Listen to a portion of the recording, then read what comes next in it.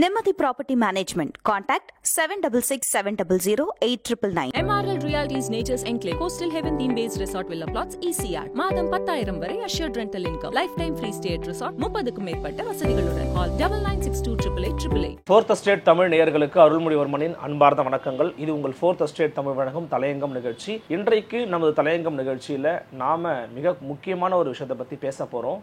அது என்ன அப்படின்னா, தமிழ்நாடு அளவில் இந்திய அளவில் வந்து பார்த்திங்கன்னா ஒரு மிக முக்கியமான ஒரு தொழில் சட்ட ரீதியாகவே அந்த விஷயம் வந்து தடை செய்யப்பட்டிருந்தது. அது மட்டும் இல்லாமல் அப்படியாக பண்ணணும் அப்படின்னா அதற்கு ஸ்பெஷலான சில விஷயங்களெல்லாம் கொடுத்து தான் அந்த விஷயத்தை பண்ணணும் அப்படின்னு சொல்லியிருந்தாங்க. அதுதான் கழிவுநீர் தொட்டியில் இறங்கி சுத்தம் செய்யக்கூடிய ஒரு வேலை.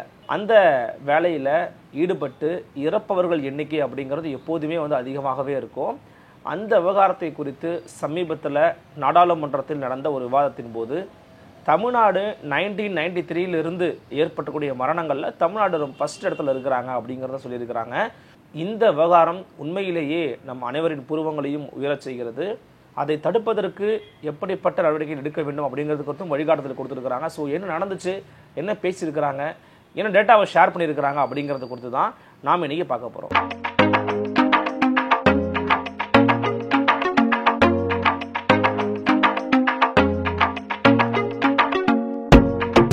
நாடாளுமன்றத்தில் புதுவையினுடைய எம்பி செல்வகணபதி அவர்கள் வந்து பார்த்தீங்கன்னா செல்வகணபதி அவர்கள் வந்து ஒரு கேள்வி எழுப்பியிருக்கிறாரு.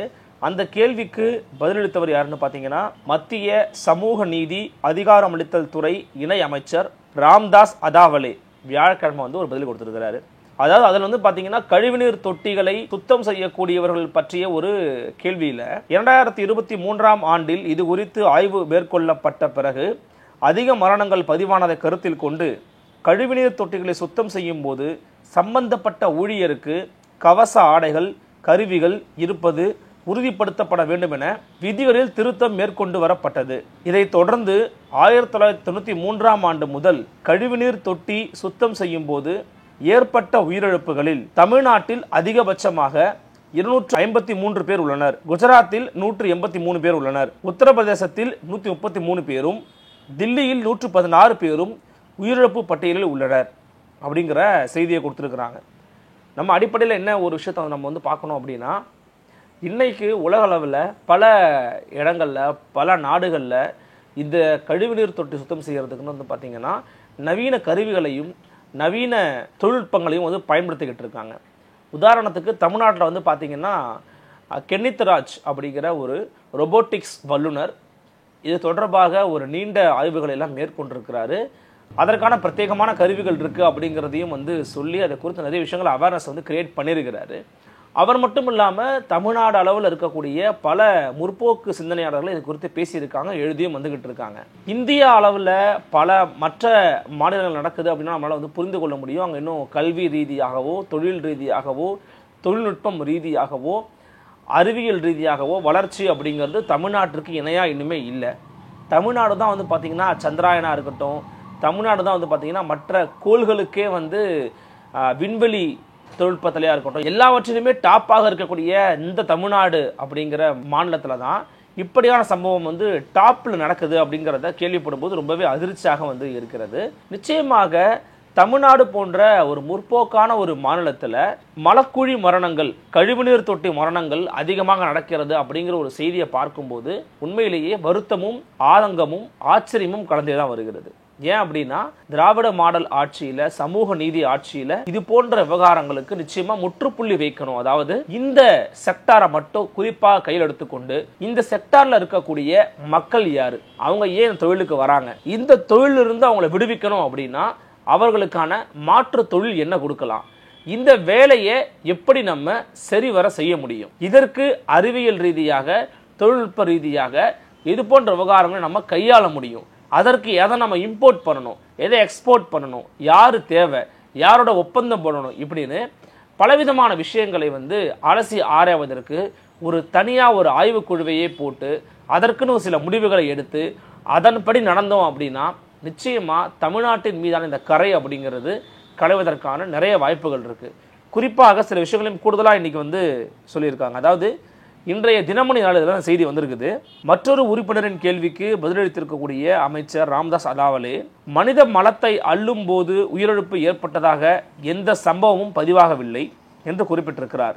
மனித கழிவை மனிதர்களை கொண்டு அள்ளுவது 2013ஆம் ஆண்டில் இயற்றப்பட்ட சட்டத்தின்படி தண்டனைக்குரிய குற்றமாகும் என்றும் இதை மீறுவோருக்கு 2 வருட கடுங்காவல் அல்லது 1 லட்சம் ரூபாய் அல்லது இரண்டும் சேர்த்து தண்டனையாக விதிக்கப்படும் என்றும் அமைச்சர் தெரிவித்திருக்கிறார்.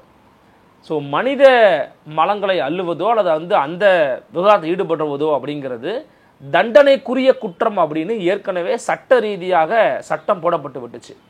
அதையும் தாண்டி அவர்களை இந்த மாதிரி உட்படுத்துகிறாங்க. அவர்களும் பணத்திற்காக நமக்கு வேறு வழி தெரியாது, வேறு வேலை தெரியாது அப்படிங்கிறதுக்காக ஈடுபட்டாங்க அப்படின்னாலும் அவர்களுக்கு நேரிட போவது மரணம். இவங்களுக்கு தண்டனை, சிறை தண்டனையே கொடுக்கலாம் அப்படிங்கிற ரீதியில் சட்டங்களும் ரொம்ப வலிமையாகவும் கடுமையாகவும் இருக்குது. இருந்தாலும் இது நடப்பதற்கான காரணம் என்ன? அப்படி என்றால் கழிவுநீர் தொட்டியில் இறங்கி ஒரு மனிதன் இன்னைக்கு வேலை செய்ய வேண்டிய அளவிற்காக நம்ம வளர்ந்துருக்குறோமா? ஏன்னா நிறைய பேர் இதை டிஃபெண்டும் பண்ணுவாங்க. சில பேர்லாம் பார்த்தீங்கன்னா ரீசெண்டாக கூட நடந்துச்சு. விசிகா பார்த்தீங்கன்னா ஒரு மது ஒழிப்பு மாநாடு போட்டாங்கங்க. அந்த மது ஒழிப்பு மாநாடை விமர்சிக்கிற வகையில் என்ன பேசுனாங்கன்னா, இத்தனைக்கும் முற்போக்கு முகமூடி அணிந்து கொண்டு தெரியக்கூடிய அந்த நபர்கள் என்ன சொன்னாங்கன்னா, மலக்குழியில் இறங்குவாங்க, அவர்களுக்கெல்லாம் பார்த்தீங்கன்னா இந்த மாதிரி சாரையை அவங்க குடிக்கணும், மது குடிக்கணும் அப்படின்னு சொல்லி ஊடகங்கள்லேயே அமர்ந்து பேசினாங்க. இது குறித்து டாக்டர் திருமா கிட்ட கேட்கும்போது, மலக்குழி மரணங்கள் நிகழாமல் இருப்பதற்கு என்ன வழிவகைகளை உண்டாக்க வேண்டுமோ அதைத்தான் ஒரு அரசு செய்யணும், அதைத்தான் ஒரு முற்போக்காளர் சிந்திக்கணும். ஆனால் அவங்க அந்த மாதிரி உள்ள இறங்குவாங்க, அவர்களுக்கு மது தேவைப்படும்னு பேசுவது, இவர்களுக்கு மது தேவைப்படும் அதனால அவங்க கேட்குறாங்க அப்படிங்கிற ரீதியில் ஒரு பதில் கொடுத்துருந்தாரு. நம்மளுடைய பேட்டிலும் பேசியிருக்கிறார். அப்போ என்ன அப்படின்னா, மலக்குழியில் இருக்கக்கூடிய மனிதர்களுடைய நிலை இன்னைக்கு என்னன்னு பார்க்கணும். குறிப்பாக அவர்கள் மிகவும் ஒடுக்கப்பட்ட, மிகவும் அழுத்தப்பட்ட சமூகத்தில் இருக்கிறாங்க. அவர்களுடைய குழந்தைகள் என்ன பண்ணுறாங்க, அவர்களுடைய வருங்கால சந்ததியினர்கள் எப்படி கல்வியில் முன்னேறாங்க, அதுக்கான டேட்டாஸ் என்ன எப்படின்னு பலவிதமான விவகாரங்களை தமிழ்நாடு அரசு கையில் எடுத்து கணக்கெடுத்து இதற்கென்று ஒரு ஆய்வுக்குழுவை போட்டு ஒரு கமிட்டியை போட்டு உட்கார்ந்து பேசுகிறாங்க, முடிவு பண்ணாங்க அப்படின்னா மிக நிச்சயமாக இந்த மோசமான ஒரு சூழலிருந்து தமிழ்நாடு மீண்டு வர முடியும். ஏன் நம்ம இதை மீண்டும் மீண்டும் வலியுறுத்தி சொல்கிறோம் அப்படின்னா, தமிழ்நாடு இன்னைக்கு எல்லா விதமான விஷயங்கள்லையும் ஒரு முன்னேற்றமான ஒரு பாதையில் இருந்துகிட்டு இருக்கு. கல்வியாக இருக்கட்டும், தொழிலாக இருக்கட்டும், வேலை வாய்ப்புகளாக இருக்கட்டும், அதுபோல் மற்ற வளர்ச்சி விஷயங்களாக இருக்கட்டும், வளர்ச்சி குறியீடுகளாக இருக்கட்டும், தமிழ்நாடு ஒரு முன்னணி மாநிலமாக இருக்குது. மற்ற மாநிலங்களை ஒப்பிடுவதை விட தமிழ்நாட்டை மற்ற நாடுகளோடு ஒப்பிடணும்னு பேசிக்கிட்டு இருக்காங்க. ஏன்னா அந்த அளவிற்கு தமிழ்நாடுங்கிறது இயற்கையிலேயே இயல்பிலேயே தன்னகத்திலேயே ஒரு வளர்ச்சி பாதையில் செல்லக்கூடிய மனித வளத்தையும் நில வளத்தையும் பொருளாதார வளத்தையும் கொண்டிருக்கக்கூடிய ஒரு மாநிலம். அப்படி இருக்கிற மாநிலத்தை இன்னும் நல்ல சிறந்த திட்டங்களை புகுத்தி சிறந்த ஐடியாக்களை உள்வாங்கி அதை இன்னும் மென்மேலும் வளரச் செய்வதுதான் ஒரு நல்ல முற்போக்கான திராவிட மாடல் அரசுக்கு அழகாக இருக்க முடியும். நம்ம இன்னைக்கு எவ்வளவோ விஷயங்களுக்கு பணத்தை செலவு பண்ணிக்கிட்டு இருக்கோம், எவ்வளவோ மாநாடுகள் போடுறோம், கடவுள் சார்ந்த மாநாடு போடுறோம், கட்சி சார்ந்த மாநாடு போடுறோம், எல்லா விஷயத்தையும் பண்ணுறோம். ஆனால் ஒரு சக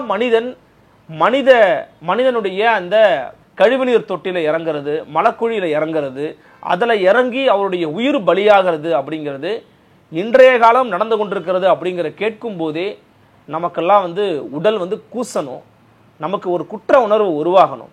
ஏன் அப்படின்னா, நம்ம இன்னைக்கு குளிரூட்டப்பட்ட ஒரு அறையில் உட்கார்ந்து கொண்டு செய்திகளை பார்க்குறோம், செய்திகளை வாசிக்கிறோம், செய்திகளை கொண்டு போய் கடத்துகிறோம், எல்லா விதமான விஷயங்களையும் பண்ணுறோம், எவ்வளவோ தத்துவங்கள் பேசுகிறோம், திராவிடம்னு பேசுகிறோம், தமிழ் தேசியம் பேசுகிறோம், கம்யூனிசம் பேசுகிறோம், ஏன் இந்துத்துவா கூட பேசுகிறோன்னு வச்சுக்கோங்க. இப்படி எல்லா விதமான தத்துவங்களும் நீங்கள் பேசுகிறீங்க அப்படின்னா அது ஏதோ ஒரு வகையில் ஒரு கடைக்கோடி மனிதனை அவனுடைய இடி நிலையில் இருந்து, அவனுடைய வறுமை நிலையில் இருந்து, அவனுடைய அடிமட்ட நிலையில் இருந்து அவனை மேலே கொண்டு வர்றதுக்கு 1% உதவி பண்ணணும். அப்படி பண்ணலை அப்படின்னா நீங்கள் பேசுகிற தத்துவங்களும் வீணானது தான், நீங்கள் போடக்கூடிய மாநாடுகளும் வீணானது தான், நீங்கள் பேசக்கூடிய எல்லா விஷயங்களும் வீணானது தான் மாறும். அப்படி இருக்கும்போது வானத்துக்கு நம்ம ராக்கெட்டுகளை விடுறோம், ஏவுகணைகளை தயாரிக்கிறோம், விண்வெளியில் உயர்றோம், பொருளாதாரத்தில் முன்னேறுறோம், நன்றாக கல்விகளை கொடுக்குறோம். ஆனாலும் மலக்குழி மரணங்களில் தமிழ்நாட்டில் மட்டுமே அதிகமான உயிரிழப்புகள் இருக்கிறது அப்படிங்கிறத படிக்கும் போதும் பார்க்கும் போதும் நாம் வெட்கி தலைகுனிய வேண்டிய ஒரு சூழலுக்கு தள்ளப்படுறோம். எனில் திராவிட மாடல் ஆட்சி, சமூக நீதி ஆட்சி, நமது தமிழ்நாட்டினுடைய முதலமைச்சர் மு.க. ஸ்டாலின் அதை நிச்சயமாக இதுதான் சரியான சமூக நீதியின் நிறைவு முயற்சி பண்ணுறாரு அப்படின்னா அவர் கையில் எடுக்க வேண்டிய, அவர் தன்னுடைய சாட்டையால் சுழற்ற வேண்டிய ஒரு இடம் என்னன்னு பார்த்தீங்கன்னா இந்த அடிமட்ட இடத்துல இருக்கக்கூடிய மக்களினுடைய முன்னேற்றத்தில் அவர் கவனம் செலுத்தணும். இந்த மலக்குழி மரணங்கள்லேருந்து, கழிவுநீர் தொட்டி மரணங்கள்லேருந்து மக்கள் மீண்டு வரணும். இது நடக்கக்கூடாது அப்படிங்கிறதையும் நம்ம ஒரு முக்கியமான ஒரு கோரிக்கையாக வைக்கிறோம். ஏன்னா இது தொடர்பாக பல திரைப்படங்களும் கூட வந்திருக்குது. ஆனால் பெருசாக யாரும் இதை பற்றி பேச மாட்டாங்க. ஒரு முறை பிக் பாஸ் நிகழ்ச்சியில் கூட திரு விக்ரமன், இன்னைக்கு விசிகால் இருக்கிறாரு, பத்திரிகையாளராக இருந்தார், நடிகராக இருந்தார். விக்ரமன் அவர்கள் பார்த்தீங்கன்னா அது குறித்து இந்த பிக் பாஸ் நிகழ்ச்சியில் ஒரு அவேர்னஸை கிரியேட் பண்ணார். நான் அந்த நிகழ்ச்சியை பார்த்ததில்லை, ஆனால் அதை பற்றி நான் ப்ரொமோஸ் இந்த சமூக ஊடகங்களில் பார்த்தேன். ஸோ அதை திரு விசிகாவின் தலைவர் டாக்டர் திருமா அதை பாராட்டி பேசியிருந்தார். ஸோ தனக்கு கிடைக்கக்கூடிய களத்தில் ஏதோ ஒரு இடத்துல அடிமட்ட மக்களின் வழிகளை உணர்த்தக்கூடிய வகையில் ஒரு விஷயத்த பண்ணார். பாராட்டணும், நம்ம நல்ல விஷயம்னு சொன்னோம். ஸோ அதை நம்ம கவனம் செலுத்தணும்னு சொன்னோம். அதே போல் பார்த்தீங்கன்னா கக்கூஸ் அப்படின்னு ஒரு ஆவணப்படம் எடுத்திருந்தாங்க இயக்குனர் திவ்ய பாரதி. அதெல்லாம் பார்த்தீங்கன்னா அந்த மக்களுடைய வழிகளை பேசக்கூடியது. அதே போல் பார்த்தீங்கன்னா தோழர் ஜி செல்வா அவர்கள் நடிப்பில், நடிகை ரோஹிணி அவர்கள் நடிப்பில் ஒரு திரைப்படம் வெளியாச்சு. அதுவும் ஓடிடி மீடியாவில் வெளியாச்சு. அதுவும் ஒரு முக்கியமான திரைப்படம். இப்படியாக இந்த அடிமட்ட மக்களினுடைய வாழ்வாதாரத்திலேயே இதை விட்டா வேற வாழ்வாதாரமே இல்லைன்னு இருக்கக்கூடிய மக்களினுடைய வாழ்வாதாரத்தை முன்னேற்றக்கூடியது தான் திராவிட மாடலாக இருக்கணும்.